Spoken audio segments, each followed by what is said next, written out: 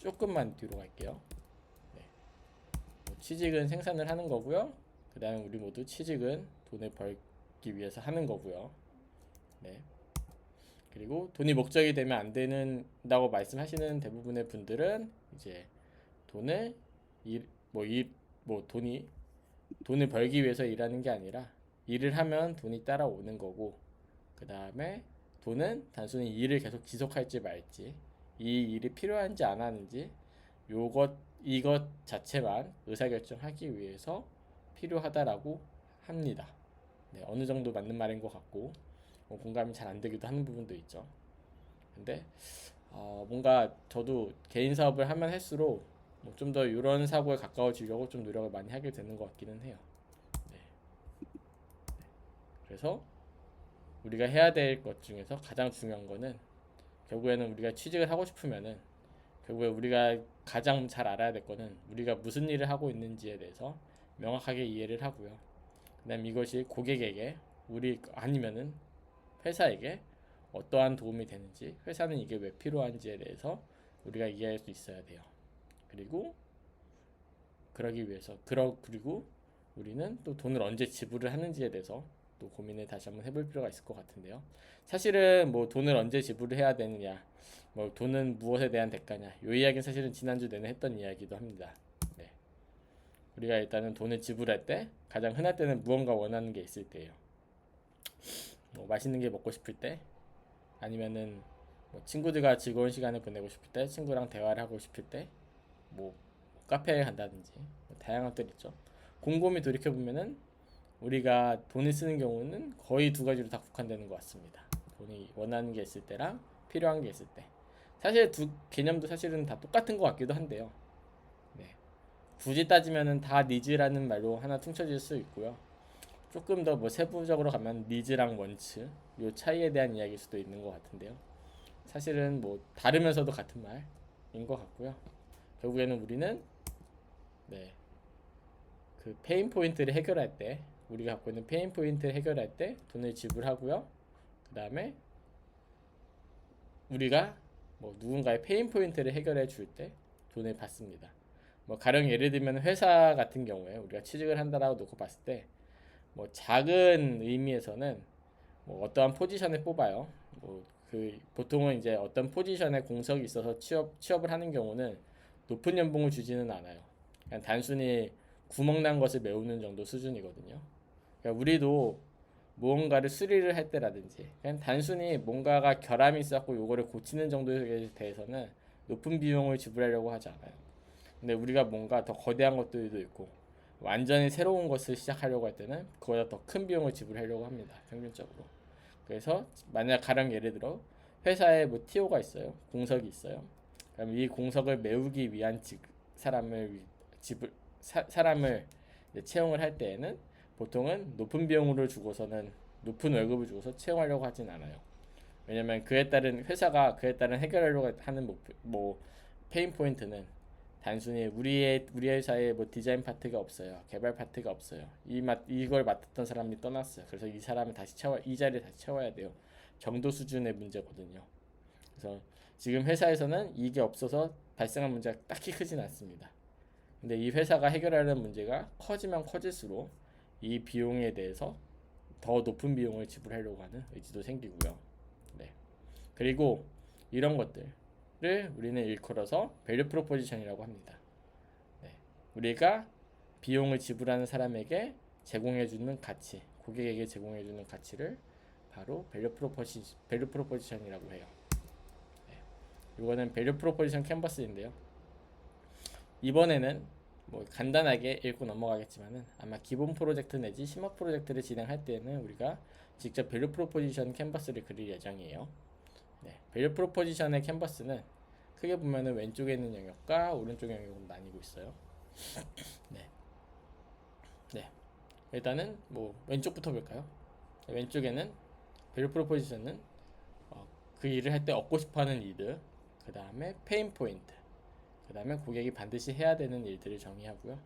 오른쪽에서는 서비스의 이름, 그 다음에 오른쪽에서는 우리 그 바람을 우리가 어떻게 더 이루어지거나 더 크게 만들어 주는지, 그다음에 우리가 그들이 갖고 있는 고통을 어떻게 해결해 주는지. 왼쪽은 프로덕트 사이즈고 오른쪽은 고객의 사이드죠. 결국에는 밸류 프로포지션의 핵심은 고객이랑 우리가 제공하는 프로덕트 또는 서비스가 1대1로 매칭되는 게 가장 중요한 부분이에요. 우리가 그들이 얻고 싶어하는 것들을 우리가 제공해 주고요. 그들이 해결해 주고 싶어하는 고통을 우리가 해결해 주고요. 그 다음에 그들이 해야 되는 일을 우리가 대신해 주는 일이에요. 네, 이렇게 매칭이 되고요. 네. 비즈니스 모델, 우리가 조금 전에도 말씀드렸죠. 우리가 어떠한 것들, 우리가 무언가를 제공해주고 우리가 어떤 페인 포인트를 해결해주고 그에 마땅한 비용을 받는다. 이게 바로 비즈니스 모델입니다. 그래서 비즈니스 모델 캔버스라는 것도 있어요. 마찬가지로 우리가 어떠한 돈을 받기 위해서 우리가 어떠한 것들을 준비를 해야 되느냐 보면은 사실은 밸류 프로포지션은 비즈니스 캔버스에도 가장 중요한 가장 가운데 있는 하나의 요소입니다. 그래서 사용자는 우리 제품을 왜 써야 되는지, 우리는 그 가치를 무엇을 어떤 가치를 어떻게 전달할 것인지에 대한 정의가 밸류 프로포지션에 들어가야 되고요. 그 다음에 이것을 제공하고 비용을 받기 위해서 우리는 또 무엇들을 또 알아야 되는가에 대한 게 바로 비즈니스 모델입니다. 네. 그래서 사실은 요것들은 보통은 이제 MBA라든지 경영 쪽에서 이제 많이 배우는 것들인데 사실은 경영이랑 뭐 디자인이랑 사실은 다 똑같다. 우리가 대학에서 배우는 대부분의 교과들이 대부분의 전공들이 사실은 다 크게 다르지 않습니다. 네. 그리고 비즈니스 모델, 우리가 돈을 벌기 위해서는 사업이 지속되려고 하면은 돈이 남아야겠죠. 네. 돈을 어떻게 벌 것인지, 그다음에 돈이 남으려면은 우리가 사용하는 비용 중에서 우리 비용이 어떻게 되는지. 만약에 우리가 들어가는 비용이 더 얻게 되는 효과보다 더 크다라고 하면 그 일은 사실은 필요하지 않은 일일 수도 있어요. 그냥 지속할 수 없으니까. 뭐 비즈니스 캔버스에 대한 것들은 우리가 다음에 심화 프로젝트에서 다시 한번 이야기하도록 하고요. 네. 요거는 제가 좋아하는 헨리 포드라고 하는 사람의 말인데요. 네, 헨리 포드는 뭐 다들 잘 아시다시피 포드라는 자동차 회사를 설립하신 분이죠. 네. 그분이 했던 뭐 유명한 말들이 되게 많이 있어요. 그 중에 하나가 To do more for the world than the world does for you.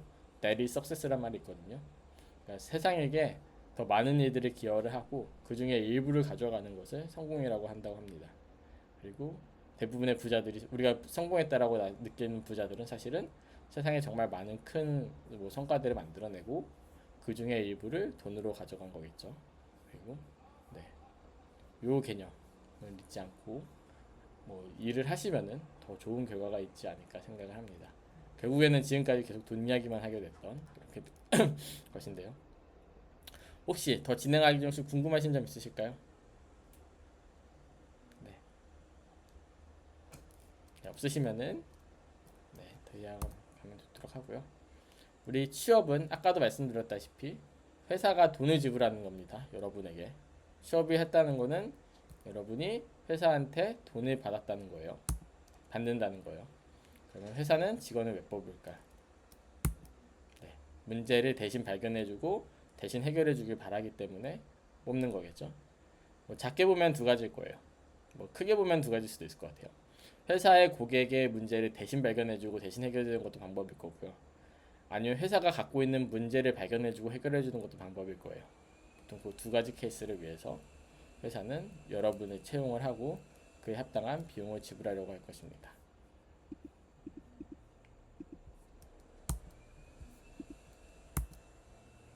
네. 그리고 조금 더 하나 더 말씀드리고 싶은 거는 우리가 면접을 볼 때 늘 뭔가 거기 그 자리에서 그 면접관들에게 자꾸 잘 보이려고만 생각을 해요. 막 웃어 보이려고 하고, 그 다음에 좋은 말만 하려고 하고, 그 다음에 뭔가 좋은 사람인 것처럼 보이게 하고, 일 잘할 것 같이 보이려고만 하고만 해요. 근데 회사가 채용을 하는 본질은 그것은 아닙니다. 네. 회사는 단순히 그냥 나한테 잘 보일 사람 뽑는 회사는 사실은 잘 없어요. 네. 그것보다 더 중요한 목적을 갖고서는 채용을 하는 거거든요. 그리고 그게 바로 우리가 취업에 대한 태도겠죠.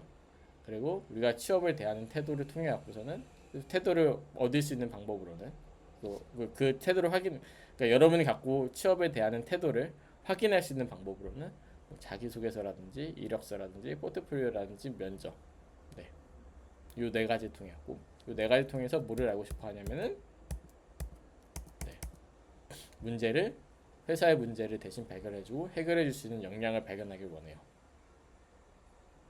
네, 제일 중요한 부분이죠. 그러면은 우리가 요 네 개를 통해 갖고 우리가 회사의 문제를 얼만큼 잘 해결해 줄 수 있는지에 대해서 잘 드러나야겠죠. 네, 제일 중요한 건 이거입니다. 네. 근데 우리가 종종 실수하는 것들 중에 하나가 내가 너무 내 전공 분야에 대해서 내 전문 분야에서 되게 잘해요 라고 어필하는 게 때로는 그게 작동하지 않을 때도 많아요. 왜냐면은 여러분 채용하는 사람이 여러분만큼 여러분 전문 분야에 대해서 잘 알지 못할 수 있거든요. 네, 맞습니다. 다시 한번 말씀을 드리는데, 고객의 문제를 회사의 고객의 문제를 발견해주고 해결해주는 것, 또는 회사의 문제를 발견해주고 해결해주는 것을 원합니다. 네. 그리고 그 문제를 해결하기 위해서는 두 가지의 같은 역량들도 같이 필요해요. 뭐 가령 예를 들면 그런 거 있겠죠. 우리가 여러분을 통해 갖고서는 그 회사는 채용을 통해 갖고서는 사람을 뽑고요. 그 사람을 통해 갖고 회사가 갖고 있는 문제들, 아니면 회사의 고객들이 갖고 있는 문제를 해결해 주려고 원해요. 근데 회사에는 다른 팀원들도 있죠. 다른 팀원들도 있죠. 그 팀원들이랑 협업을 해서 문제를 해결해야 될 때도 있고요. 아니면 그 사람이 갖고 있는 생산성 자체로도 이제 해결을 해야 될 때가 있고요. 뭐 그런 식으로 협업이 잘 되면은 회사 전체적인 생산성도 늘어나겠죠. 그래서 우리가 일을 할 때는 이 생산성과 이 협업, 요 두 가지를 가장 높은 가치로 두고서는 뭐 문제를 해결해 주려고 해야 됩니다. 네. 일단은 처음에 대한 것들은, 네, 사용자 리서치를 왜 해야 되는지에 대해서 뭐 간략하게 소개를 해드렸다라고 보면 될 것 같은데, 혹시 궁금하신 점 있으세요?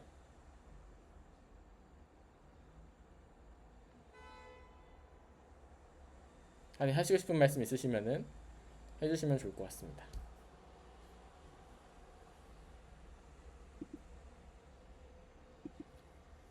없으시면 다음으로 넘어가도록 할게요.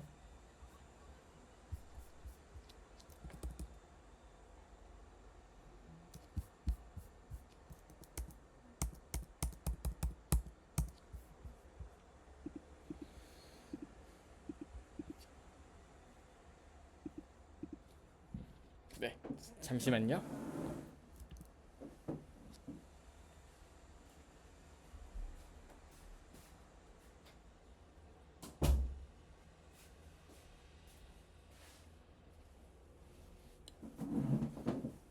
네, 좋습니다. 네, 사용자 리서치에 대해서 본격적으로 이야기를 하도록 할게요. 네, 오늘은 사용자 리서치 방법이랑 종류에 대해서 간단하게 알아보고요. 그 다음에 요거 다음으로 인덱스 인터뷰에 대해서 조금 더 자세하게 알아본 다음에 인덱스 인터뷰를 실행하도록 하겠습니다. 네. 네. 뭐 UX 디자인이 무엇인지, 왜 할까요? 네. 뭐 어제 이야기를 들어보니까는 그 오병천 강사님을 통해 갖고서는 UX 디자인이랑 뭐 프로덕트 디자인의 차이에 대해서 조금 이야기를 들었던 것 같아요. 혹시 맞나요?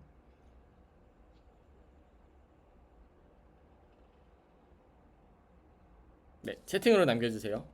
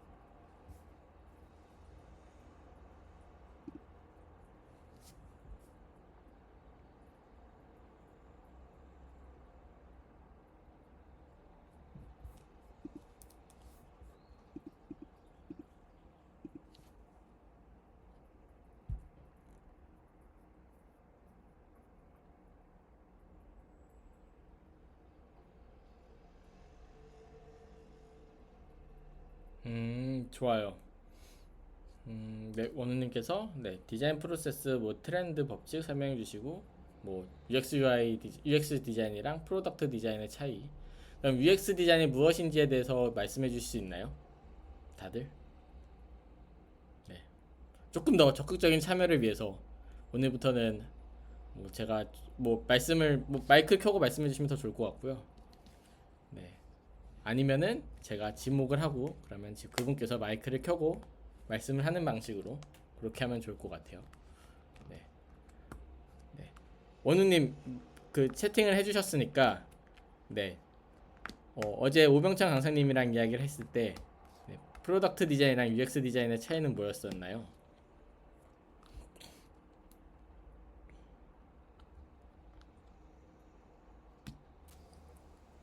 어, 그냥 간단하게 얘기하면 프로덕트 디자인이 좀 더 큰 개념으로 이제 저는 설명을 듣고 이해를 했습니다. 이제 UX 디자인은 어떤 프로젝트에 있어서 그 프로젝트를 사용하는 사용자의 입장에서 뭔가 그 프로젝트가 제공하는 서비스를 사용하는 경험이 이제 쭉 이어지도록 설계하는 그런 느낌이고, 프로덕트 같은 경우에는 그거보다 조금 더 관리자? 관리자라고 하면 조금 이상한가? 상위 개념에서 약간 생각하려고 하는 그런 느낌을 좀 받았습니다. 네, 좋습니다. 사실 뭐 그 오병창 강사님도 저 프로덕트 오너를 같이 하고 계셔갖고 네, 사실 프로덕트 디자이너에서 네, 프로덕트 오너의 개념도 같이 보려고 하시는 것도 있으신 것 같아요. 그렇게 해서 왜 프로덕트 오너가 되시기도 한 것 같고요. 네, 맞습니다. 그리고 한 가지 더 UX 디자인은 왜 필요할지에 대해서 한번 또 이야기를 해봐야 될 것 같은데 요거는 네 저기 윤영님께서 한번 말씀해 주실까요?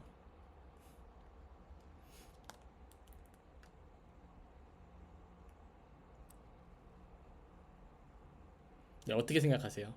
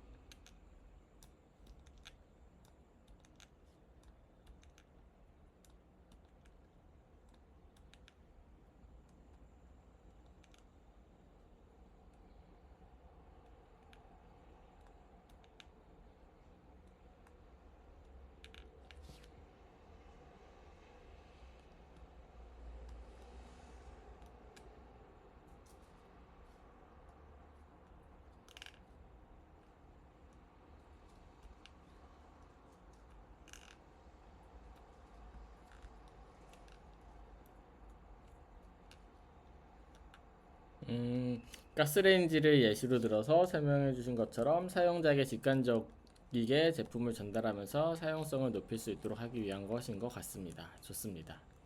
네. 혹시 다른 생각 갖고 계신 분 한 분만 더 또 이야기하면 좋을 것 같은데 혹시 지혜님, 네.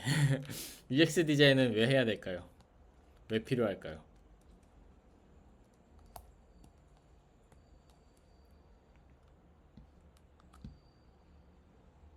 네. 타이핑 하셔도 되고 마이크 켜고 말씀하셔도 됩니다.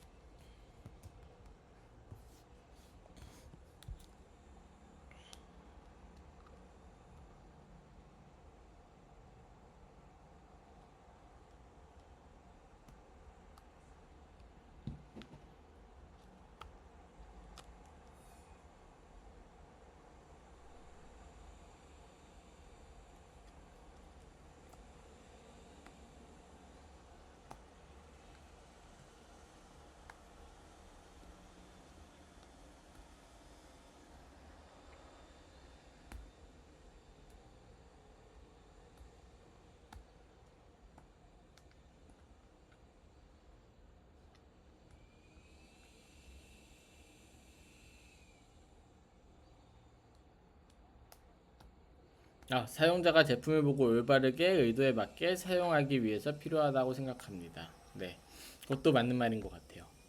네, 뭐 그리고 그러면 사용자 리서치는 왜 할까요? 네, 요거는 모두 좀 모두 다 한 분 다 타이핑 한번 해주시면 좋을 것 같아요. 그래서 다 작성해 주시고요. 간략하게 한 번씩 여기다 채팅에 남겨주시고요. 그다음 한번 읽고서는 그 다음으로 넘어가도록 하시죠.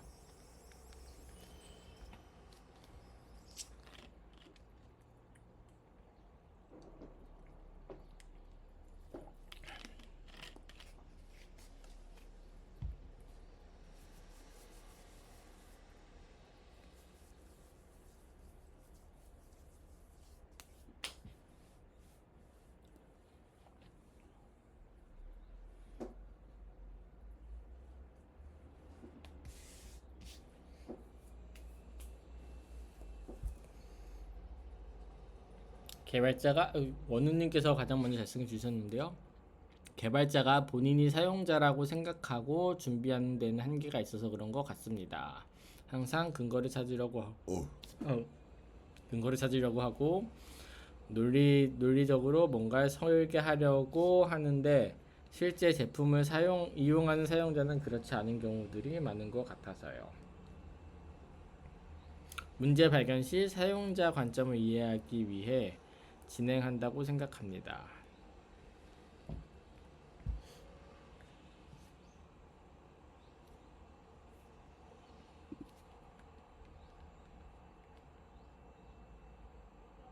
디자이너의 의도가 사용자의 실사용례와 맞는지 확인하고 불일치 혹은 니즈가 더 있을 시 더 나은 제품을 디자인하기 위한 도구일 수 있습니다.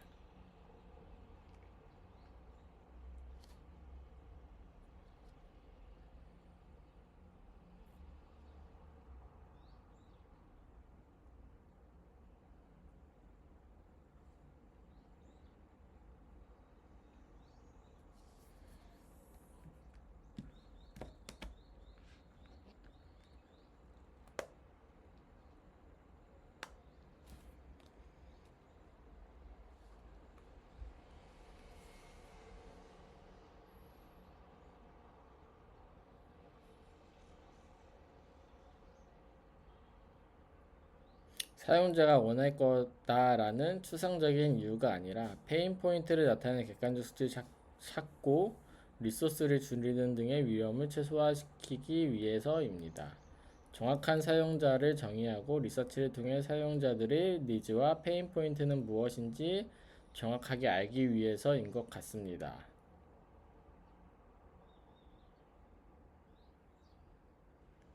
생각지도 못한 인사이트를 발견할 수도 있기 때문에.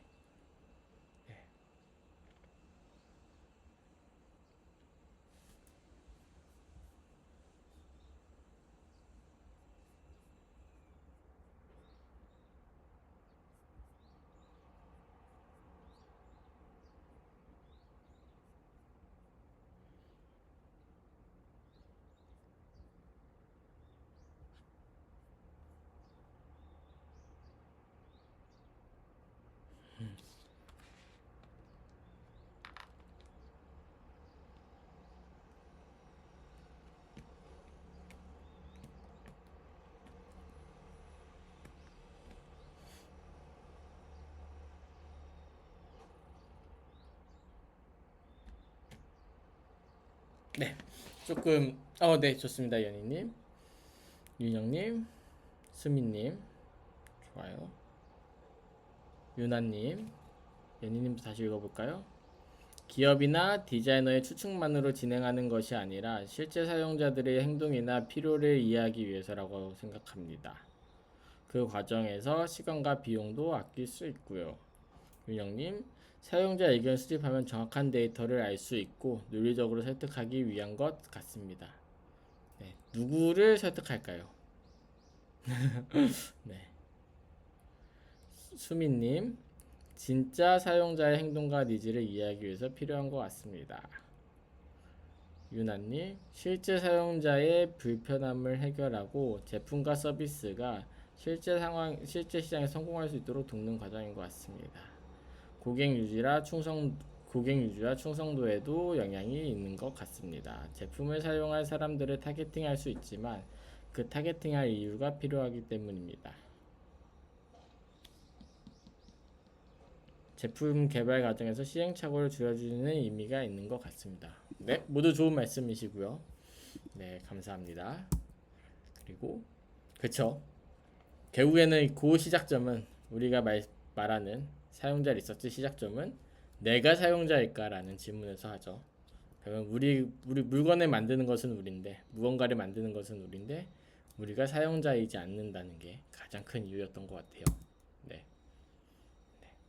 결국에는 뭐 흔히 하는 말로는 이제 제품이나 서비스를 사용자에게 적합한 형태로 만들기 위해서 사용자와의 상호작용하는 과정을 조사하는 과정이라고 보면은 될 것 같아요. 그래서 모두 말씀하신 부분이 맞는데요. 말씀하신 이야기들이 모두 맞는 이야기고요. 근데 사용자 리서치는 사실은 되게 포괄적인 워딩이에요. 네. 단순히 뭐 처음에 제품을 만들기 전에 하는 것도 사용자 리서치겠지만은 제품을 만든 다음에 하는 것, 사용 중에도 하는 거고요. 만드는 중에도 하는 게 리서치고요. 만든 다음에 하는 것도 리서치입니다. 그 다음에 다 만들고 난 다음에 실패한 다음에 뭐 성공한 다음에도 합니다. 사용자 리서치는. 그렇기 때문에 그렇고요. 네. 저는 간단하게 이렇게 말씀을 드리고 싶어요. 그냥 단순히 우리가 만드는 프로젝트가 성공한 확률을 높여주기 위해서 이러기 위해서 사용자 리서치가 필요하다. 네. 그러니까 어떤 프로젝트가 실패하게 됐을 때는 수만 가지 이유로 실패할 거예요. 그다음에 성공하게 되면도 뭐 모든 것들이 다 적절하게 잘 작동을 하면 성공을 하겠죠. 네. 일이 잘 되기 위해서 우리가 실패하는 거에 대해서 실패하게 되면은 사실 그거는 세상에 없어도 되는 것을 만들었을 때 보통 실패한다라고 하잖아요. 그러면은 세상에 필요한 것을 만드는 것이고 결국에는 그게 성공이다. 네. 그리고 그 확률을 높일 수 있는 방법이 뭐가 있을까? 그 중에 하나가 이제 수많은 디자인 프로세스들이겠죠. 그리고 거기에 가장 중요한 거는 사용자를 이해하는 게 가장 중요하다라는 생각이 있기 때문에 사용자 리서치를 사용자 리서치를 잘해서 사용자를 잘 이해했을 때 일이 성공할 확률이 높아지지 않을까라는 생각에서 하는 거겠죠. 네. 리서치가 없게 되면은 문제점. 네. 리서치를 꼭 해야지만 상품이 성공하는 건 프로젝트가 성공하는 건 아니거든요. 네.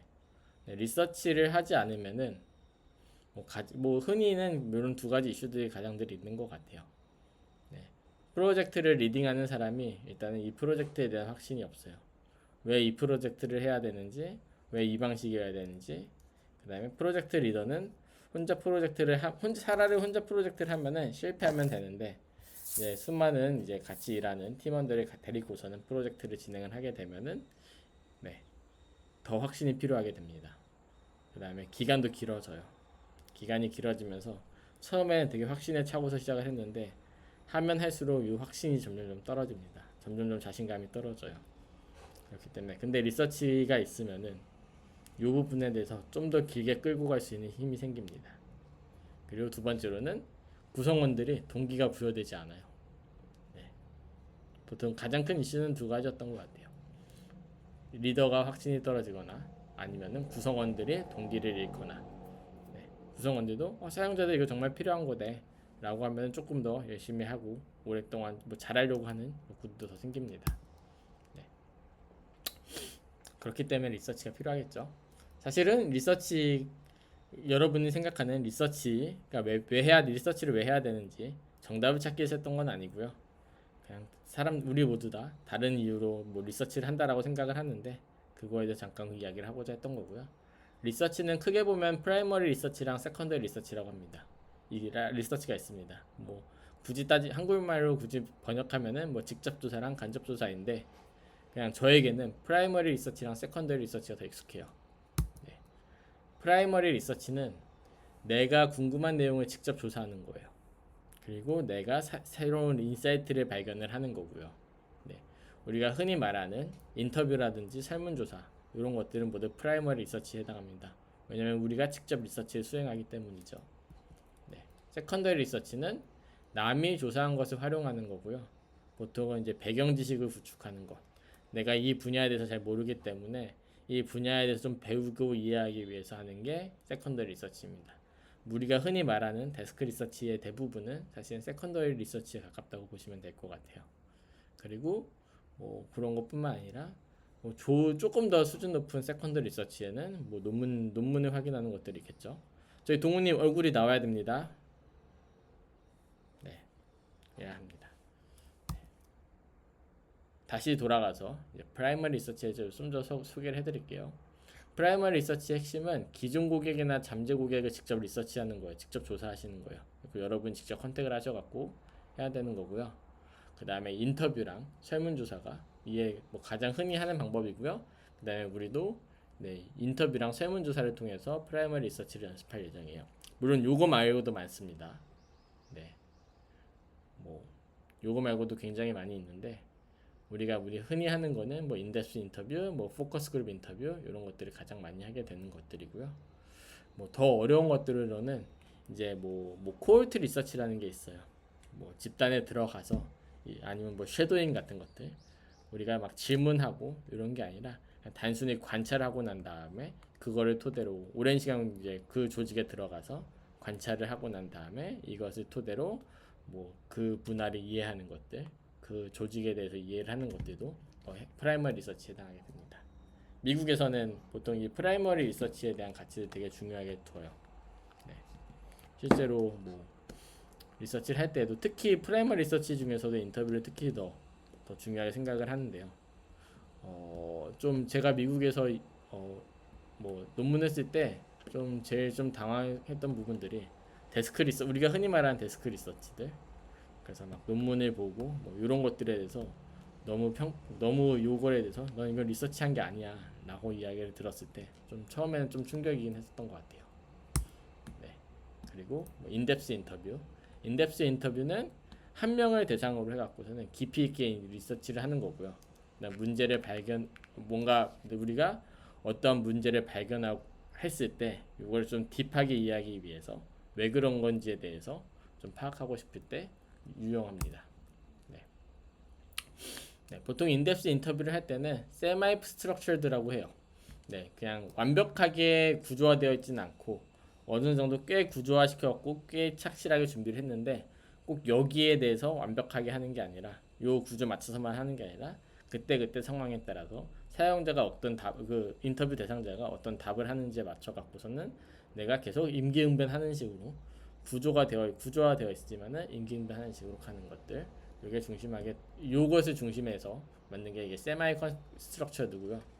보통은 뭐 스트럭처드, 뭐 언스트럭처드 보다는 그래도 세마이한 게 모든 것을 충족할 수 있기 때문에 제일 좋지 않냐라는 보통 그런 시각이 있죠.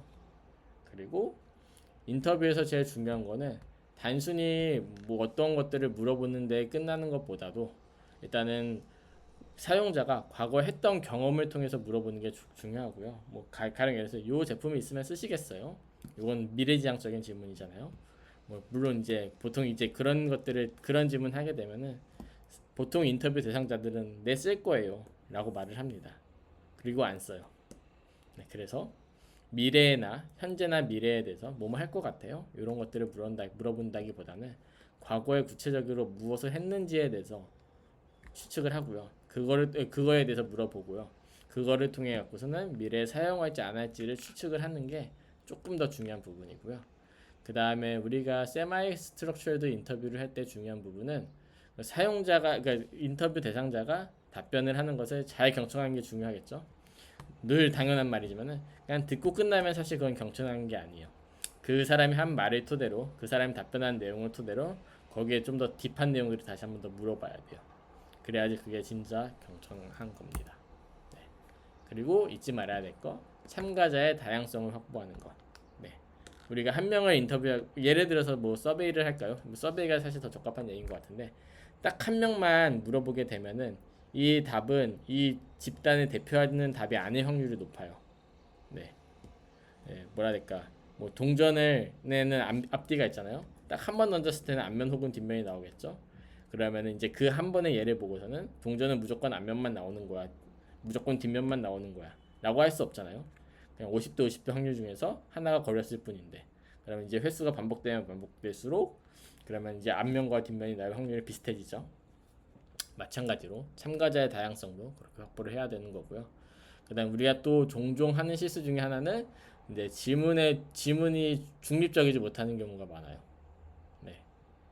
그리고 뭔가 우리가 질문을 하면서 어떠한 것으로 몰아가는 경우도 있습니다. 네. 자꾸 답을 유도하는 경우들이 있어요. 네. 이런 것들은 좀 피해야 돼요. 그래서 우리가 인터뷰 구조도를 작성할 때는 내가 너무 주관적인가? 너무 뭔가를 몰아가지 않나? 내가 너무 뭔가를 너무 강요하지 않나? 이 부분에 대한 것을 계속 끊임없이 반성을 하면서 맞나 아니나 끊임없이 메타인지를 하면서 들어가셔야 됩니다. 그리고 마지막으로 네. 환경적인 맥락도 고려하실 수 있으면 더 좋습니다. 네. 뭐 포커스 그룹 인터뷰, 뭐 다들 잘 아시죠? 인덱스 인터뷰가 원온어를 1대1로 하는 거라고 하면, 포커스 그룹은 여러 사람을 모아놓고 하는 인터뷰예요. 보통 한 3명 정도가 적당하다라고 하는데요. 3명에서 5명 정도가. 네, 여기에서 중요한 거는 포커스 그룹 인터뷰는 이게 사람이 한 명이 아니기 때문에 이 그룹이, 저기 수빈님 지금 얼굴이 안 보여요. 네.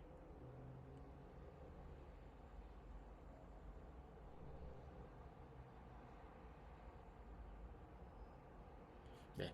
한 명이 아니기 때문에 한 곳으로 치우치는 경우들이 종종 생깁니다. 네. 뭔가 우리는 좀 그런 것 같아요. 좀 사람이 기본적으로 뭐라 그럴까, 뭐 주변 사람들의 영향을 받는 것 같아요.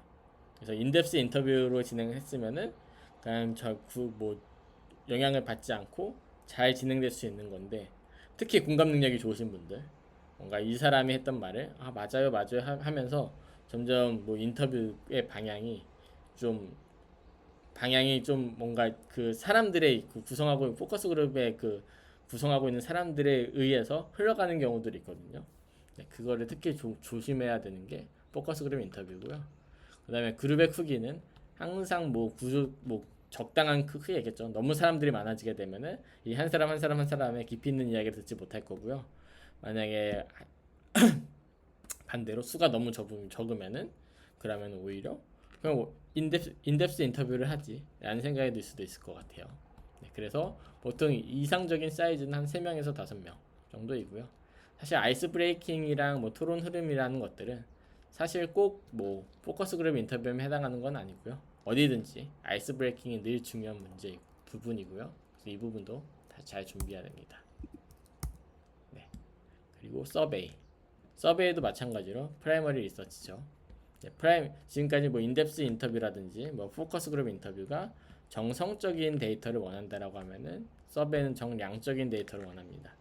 좀 제가 한국이랑 미국 회사 둘 다 경험하면서 느꼈던 거는, 우리나라는 정량적인 데이터를 더 좋아해요, 평균적으로. 미국에서는 정성적인 데이터를 우리나라보다는 더 선호한다는 것을 좀 많이 느꼈어요.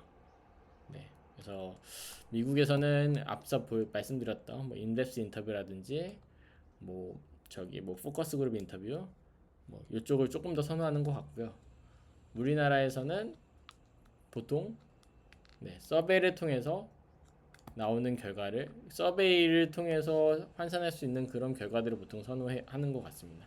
뭐 가령 예를 들면 그런 것도 있는 것 같아요. 포커스 그룹 인터뷰를 했어요. 인덱스 그룹 인터뷰를 했어요. 그래서 5명, 막 6명, 10명 막 인터뷰를 했어요. 그 다음에 인사이트를 물어보면은 그렇게 돼요. 내가 인터뷰한 5명 중에서 몇 명이 뭐라고 대답했어요 라는 것을 인터뷰 결과 인사이트로 말하는 경우들이 많이 있어요. 저도 그렇게 말을 하고요. 근데 5명 중에서 몇 명이 대답했다는 건 정량적인 데이터죠. 네. 근데 우리는 정성적인 데이터를 원해서 인터뷰를 하는 거잖아요. 그래서 이 부분에 대해서는 좀 다시 한번 생각을 하시면서 진행을 해보실 필요가 있을 것 같아요. 우리가 진짜로 뭔가 정량적인 데이터를 원해요. 그러면은 인터뷰가 아니라 서베이를 통해서 하셔야 되는 겁니다. 네. 서베이는 짧을수록 좋은데, 네. 그래서 한 10문항에서 한 20문항 정도 짧으면 좋은데, 생각보다 인터뷰 수준 높은 서베이를 구성하기 위해서 20문항이 부족할 때가 많습니다. 네. 생각보다 되게 많아요. 그래서 여러분이 만약에 20문항을 문항을 구성한다라고 하면은 생각보다 중요한 인사이트를 얻지 못할 확률도 굉장히 높아요. 네. 그리고 중요한 부분, 인터뷰에서도 마찬가지인데 명확하고 편견 없는 언어를 사용하셔야 됩니다. 뭐 똑같아요. 아까 전에 포커스 그룹 인터뷰에서는 그 구성원들이 때문에 질문의 방향성이 뭐 인터뷰 흐름이 예상치 못한 특정한 방향으로 몰려가는 것들 생길 수 있고요. 그 다음에 뭐 인덱스 인터뷰에서도 질문의 순서가 어떻게 되는지에 따라서 사용자에게 의도치 않은 인터뷰 대상자에게 의도치 않은 강요를 하게 되는 경우들이 많이 있는데 마찬가지로 서베이에서도 발생할 수 있습니다. 그 다음에 서베이는 질문의 유형이 여러 가지가 있죠. 그래서 요거를 조합해서 하는 게 중요합니다. 네. 네, 일단 뭐 크게 보면은 여기까지만 하고, 네, 여기 스크리닝 퀘스천까지만 하고 그럼 잠깐 쉬는 시간을 갖도록 할게요. 네, 스크리닝 퀘스천은 뭐냐면은 그 내가 리서치하고 있는 대상이 올바른지 확인하는 질문입니다. 네, 가령 예를 들면은 우리가 뭐 20대 여성을 대상으로 해갖고선 어떤 제품을 만들려고 한다고 생각을 할게요. 근데 만약 40대 남성이 들어왔어요. 아니면 50대 남성이 들어왔어요. 완전 우리가 타겟팅하고 있는 사용자랑 완전 다르잖아요. 이런 사용자의 대답은 사실 크게 중요하지 않겠죠. 네, 그럴 때 이런 사람을 걸러내는 방법이 바로 스크리닝 퀘스천입니다. 그래서 우리가 타겟팅하고 있는 우리 타겟팅하려고 하는 대상자랑 적절한 사용자가 와서 방문을 했는지, 이 사람에 대한 답을 얻고 있는지 이것을 확인하기 위해서 하는 질문이 스크리닝 퀘스천이에요. 네.